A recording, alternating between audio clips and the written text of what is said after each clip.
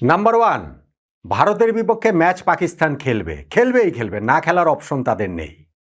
Number two, Pakistan এই না খেলার নাটকটা করছে নিজেদের কিছু বাড়তি সুবিধা আদায়ের জন্য, আইসিসির কাছ থেকে কিছু বাড়তি অর্থ, কিছু সিরিজ, কিছু ইন্টারন্যাশনাল ইভেন্ট বাগিয়ে নেওয়ার জন্য।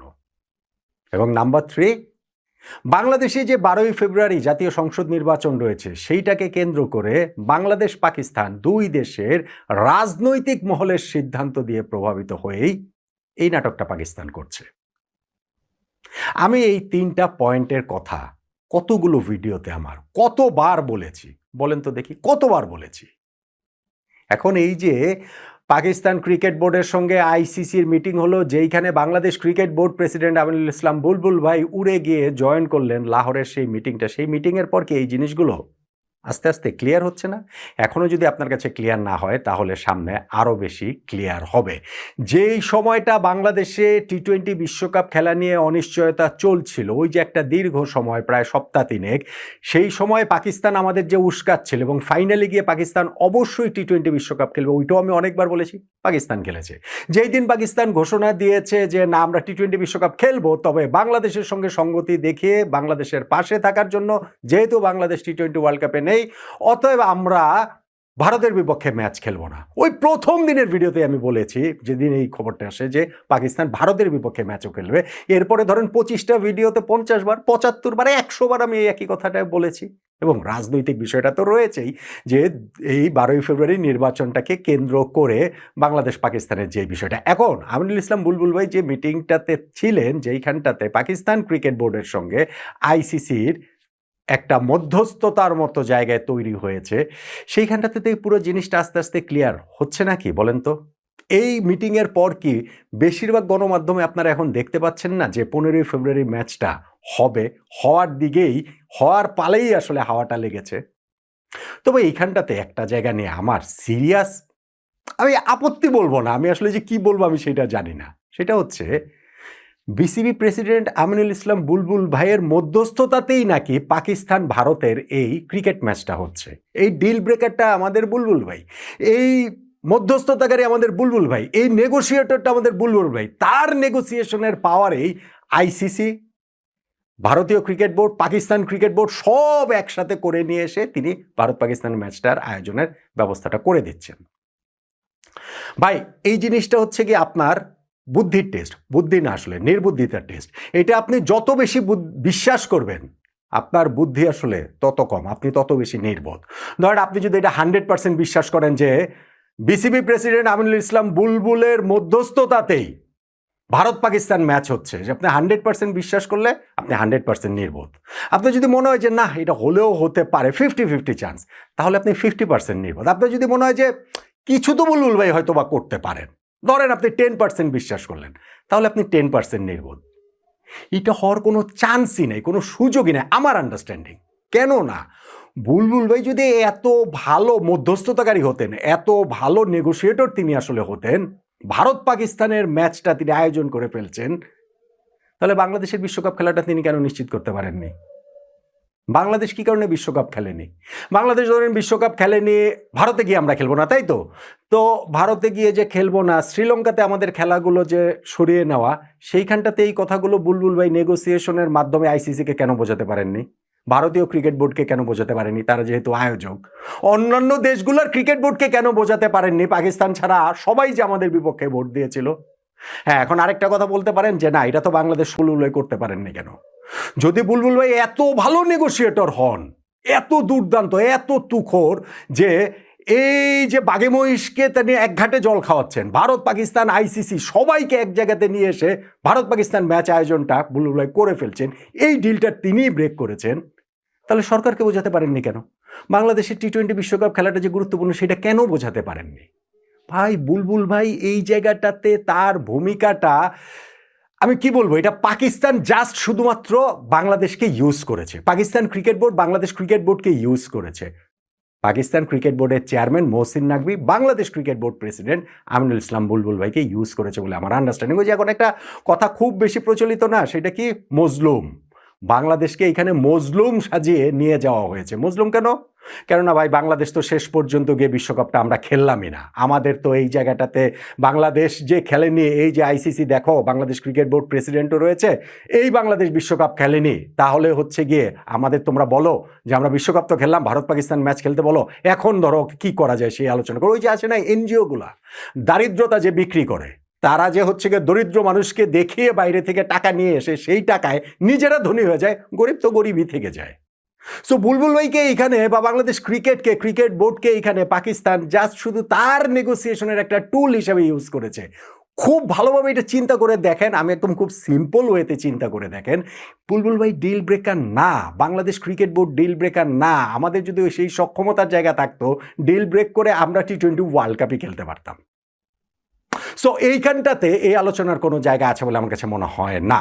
হ্যাঁ, বুলবুল ভাই একটা ইমার্জেন্সি কল পেয়ে পাকিস্তান ক্রিকেট বোর্ডের কাছ থেকে তিনি গিয়েছেন, তাকে এয়ারপোর্টে রিসিভ করেছে পিএসএল এর সিইও সালমান নাসির নাম, এরকম কি যেন একটা নাম, তিনি রিসিভ করেছেন। তারপরে মহসিন নাকভির সঙ্গে বুলবুল ভাইয়ের একটা মিটিং হয়েছে আলাদা। সেই মিটিংটাতে বলা হয়েছে যে আইসিসির সঙ্গে মিটিংয়ে এই Bangladesh cricket board Pakistan cricket board যেন এক লাইনে কথা বলে, এবং সেই লাইনটা কি, সেই লাইনটাও ধরে দেওয়া হয়েছে। এবং সেই লাইনের জায়গায় বাংলাদেশের যে একেবারে লাভ নেই আমি কিন্তু তা বলছি না, কারণ বাংলাদেশের এই জায়গায় একটা লাভ থাকতে পারে যে আইসিসি বাংলাদেশের উপরে এরপরে কোনো স্যাংশন ট্যাংশন দিবে না, নিষেধাজ্ঞা দিবে না। আইসিসির থেকে যেই টাকাটা আমরা পাই সেই টাকাটা হয়তো বা কেটে রাখবে না, জরিমানা করবে না। ওই জায়গাটা শুধুমাত্র বাংলাদেশের লাভ হতে পারে, এর বাইরে কিছু না। এখন ভারত পাকিস্তান ম্যাচ হওয়ার জন্য পাকিস্তান নাকি অনেকগুলো শর্ত দিয়ে দিয়েছে। সেই শর্তের জায়গাগুলো কি কি জানেন? শর্ত হচ্ছে গিয়ে তাদের আইসিসি রেভিনিউ বাড়িয়ে দিতে হবে। ভারত পাকিস্তান ম্যাচের মূল্য যদি এত বেশি হয়, যেই মূল্যের কথা সবাই বলছে, যেই মূল্যের কথা চিন্তা করে এই ভারত পাকিস্তান ম্যাচ আয়োজনের জন্য সবার মাথা খারাপ হয়ে গিয়েছে, তো পাকিস্তানের দাবি হচ্ছে গিয়ে সেই ক্ষেত্রে তো আমাদের শেয়ার ভাই বাড়িয়ে দিতে হবে। আইসিসি থেকে এখন তারা যেই পার্সেন্টেজটা পায় সেই পার্সেন্টেজ বাড়িয়ে দিতে হবে। তারা পায় এখন ইয়ারলি $34.5 মিলিয়ন, সেইটাকে তারা 40 মিলিয়নের মতো চাইছে। বাংলাদেশি মুদ্রায় তারা 420 কোটি টাকার মতো প্রতি বছরে পায়, বাংলাদেশি মুদ্রায় এখন তারা 490 কোটি টাকার মতো সেটা চাইছে। এইটা হচ্ছে কি তাদের চাওয়ার একটা জায়গা। এখন ওইখানটাতে তো আইসিসির যে ওই ইমরান খাজা তিনি উপস্থিত ছিলেন, এবং সঞ্জয় গুপ্ত তিনি হচ্ছে গিয়ে ওই যে জুমে কানেক্টেড ছিলেন। তারা কি এইখানটাতে বলতে পারে যে না ঠিক আছে এইটা তোমাদেরকে দিয়ে দিব? না, এইটা বড় জোর আইসিসি বোর্ড মিটিংয়ে উঠানোর কথা বলতে পারে যে না আমরা নেক্সট আইসিসি বোর্ড মিটিংয়ে এটা উঠাবো এবং সেটা নিয়ে আমরা আলোচনা করবো, অন্যান্য বোর্ড টোড মিলিয়ে তখন এই বিষয়ে আমরা আসলে সিদ্ধান্ত নিব। সেইটাই পাকিস্তানের জন্য ফেস সেভিং। পাকিস্তান তো এখন এই ম্যাচটা তাদের খেলতে হবে, তাদের এই ম্যাচ না খেলার কোনো অপশনই নেই পাকিস্তানে ভারতের বিপক্ষে, কারণ তাহলে তারা ফিনান্সিয়ালি এমন হিট খাবে। পাশাপাশি আইসিসির যদি নিষেধাজ্ঞা আসে, স্যাংশন আসে, অর্থ যদি বরাদ্দ বাতিল করে দেয়, দ্বিপাক্ষীয় সিরিজ যদি বন্ধ করে দেয়, তাহলে গিয়ে পাকিস্তান এর ক্রিকেট আসলে সার্ভাইভ করাটা নেক্সট টু ইম্পসিবল।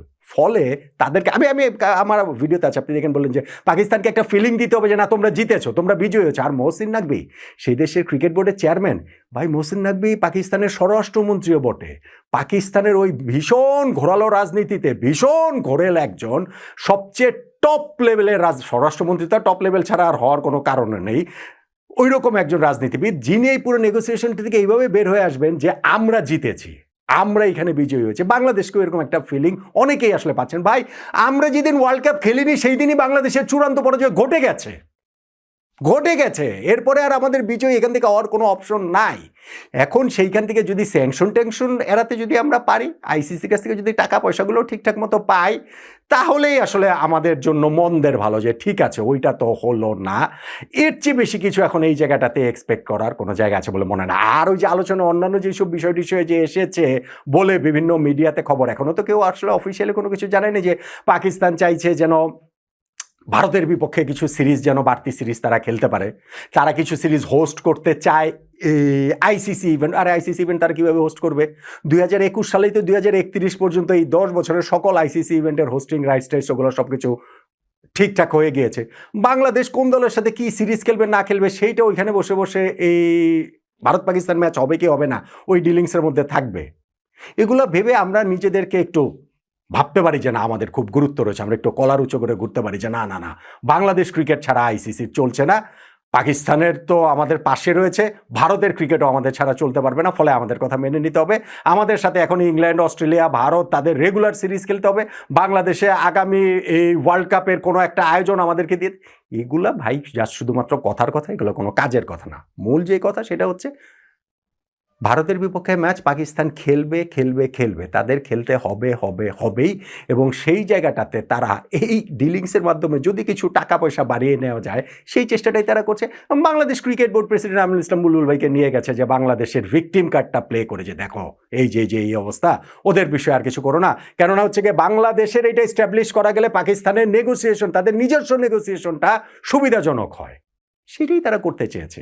এবং আইসিসি আপাতত এই সকল কিছু মেনে নিয়ে বলতে তার চুক্তি স্বাক্ষর হবে না, যে ঠিক আছে নেক্সট বোর্ড মিটিংয়ে এই আলোচনা হবে, সেইটুকু করেই আইসিসি ভারত পাকিস্তানের ম্যাচ আয়োজনটা করে ফেলবে, আয়োজনটা হয়ে যাবে। তারপরে সেটা ইমপ্লিমেন্ট হবে কি হবে না, ওগুলো তো পরের ইস্যু, পরের বিষয়। সো মহসিন নাকভি তখন দেশের মানুষের কাছে, তার দেশের মানুষের কাছে বলতে পারবে যে না ঠিক আছে, আমরা তো জিতেছি, আমরা তো শেষ পর্যন্ত ভারতের সঙ্গে খেলেছি, কিন্তু আমরা আসলে জিতেছি। কিন্তু ভাই বাংলাদেশের মানুষ যদি আমরা নিজেদেরকে বিজয়ী ভাবি না, ওইটা আমার কাছে সবচেয়ে স্যাডেস্ট পার্ট লাগে, যে আমরা নিজেদেরকে বিজয়ী ভাবছি। আমাদের মনে হচ্ছে যে আমাদের বোর্ড প্রেসিডেন্ট আমিনুল ইসলাম বুলবুল ভাই গিয়ে এই ভারত পাকিস্তান ম্যাচ আয়োজনের মধ্যস্থতা তিনি করে ফেলছেন। আমরা ভাবছি যে এই নেগোসিয়েশনের মাধ্যমে ভারত, অস্ট্রেলিয়া, ইংল্যান্ডের সঙ্গে আমাদের দ্বিপাক্ষীয় সিরিজ বেড়ে যাবে। আমরা ভাবছি যে এই নেগোসিয়েশনের পার্ট হিসাবে আমাদেরকে কম্পেনসেশন দিবে। এইটাই আসলে আমার কাছে সবচেয়ে দুঃখজনক লাগে। ভারত পাকিস্তান ম্যাচটা হচ্ছে, এই যে বলেছেন যে মহসিন নাকভি যে তাদের দেশের প্রাইম মিনিস্টারের সঙ্গে, শেহবাজ শরীফের সঙ্গে আবারও মিটিং করে তারপরে জানাবেন। আমার ধারণা সেই মিটিংটাও এই একটু ঝোলাঝুলি করবে আরও দু একদিন, কেননা 12ই ফেব্রুয়ারি নির্বাচনটা তো আর খুব দেরিতে নেই। তো তখনও তো ওইটা ওই পর্যন্ত না হলেও, ওই 12ই ফেব্রুয়ারি পর্যন্ত না হলেও ওই কাছাকাছি সময় আসলে চলে যাবে এটার ফাইনাল ডিসিশনটা আসতেই। কিন্তু ডিসিশনটা কোনো সময় অনিশ্চয়তার মধ্যে ছিল না, সব সময় ডিসিশনটা এটা হয় ছিল, অন্তত আমার আন্ডারস্ট্যান্ডিংয়ে, যে ভারতের বিপক্ষে ম্যাচটাও পাকিস্তান খেলবে।